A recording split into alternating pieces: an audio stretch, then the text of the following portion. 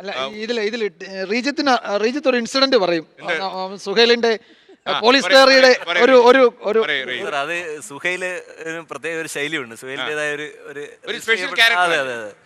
ഈ ഐറ്റം സുഹൈല് ഓരോ വാർത്ത കഴിഞ്ഞാലും അതുമായി ബന്ധപ്പെട്ടുള്ള ഒരു സന്ദേശം ജനങ്ങൾക്ക് കൊടുക്കും.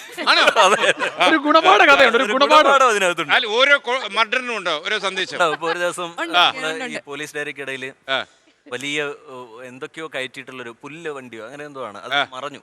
അപ്പൊ അത് മറഞ്ഞപ്പോ ലോറി മറഞ്ഞു. അപ്പൊ ലോറി മറിഞ്ഞ വാർത്ത കഴിഞ്ഞ് സുഹൈൽ ആ വാർത്തയൊക്കെ പറഞ്ഞതിന് ശേഷം സുഹൈൽ പറയാണ്, വാഹനമായാലും ജീവിതമായാലും അമിതഭാരം കയറ്റരുത്. അങ്ങനെ ചില ഉപദേശം കൂടി ജനങ്ങൾക്ക് കൊടുക്കുന്ന ഒരു അവതാരം.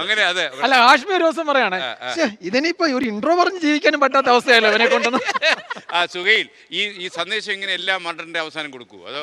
ഇല്ല സർ, സ്പോണ്ടേനിയസ് ആയിട്ട് വരുന്ന സാധനം അങ്ങോട്ട് പറയും. പക്ഷെ ഞാൻ വളരെ സീരിയസ് ആയിട്ടാണ് പറയുന്നത്. പക്ഷെ ഡെസ്ക് ചിരി വരുമ്പോഴാണ് മനസ്സിലാകുന്നത് അങ്ങനെ സീരിയസ് ആയിട്ട് ആളുകളിലേക്ക് എത്തുന്നില്ലെന്ന്. പിന്നെ ഞാൻ കൗണ്ടർ രീതിയിൽ പറഞ്ഞു തുടങ്ങിയതാണ്.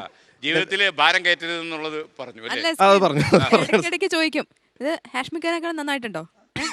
ഇങ്ങനെ നോക്കിയേ വായിച്ചു നോക്കിയത് ഹാഷ്മിക്കാരൊക്കെ നന്നായിട്ടുണ്ടോ? ഇല്ലേ, നന്നായിട്ടില്ലേ? അടുത്ത ഞാനല്ലേ എൻകൗണ്ടറിൽ. അതൊക്കെ നമുക്ക് വേണേ നമുക്ക് പരീക്ഷിക്കാം. ഞാനൊരു ചോദ്യം, സുഹൈലിന് ഒരു പോസിറ്റീവ് വിഷയമുണ്ട്. സുഹൈൽ ഒന്നിനോട് നോ പറയില്ല. ഏത് തിരക്കിലാണ്. അയ്യോ, വല്ലാത്ത അസുഖം അത്. അല്ല, നമ്മുടെ നമ്മള് രാത്രി 12 മണിക്കൊക്കെ റീഡേഴ്സ് ഇല്ലാത്തപ്പം സുഹേലിനെ റീഡ് ചെയ്യും. അപ്പം ഓവർലോഡ് ആണ്. പ്രൊഫഷണലായ എന്ത് ആവശ്യങ്ങൾക്കും സുഹൈൽ ഏത് സമയത്ത്. അതെ, ശരിയാ.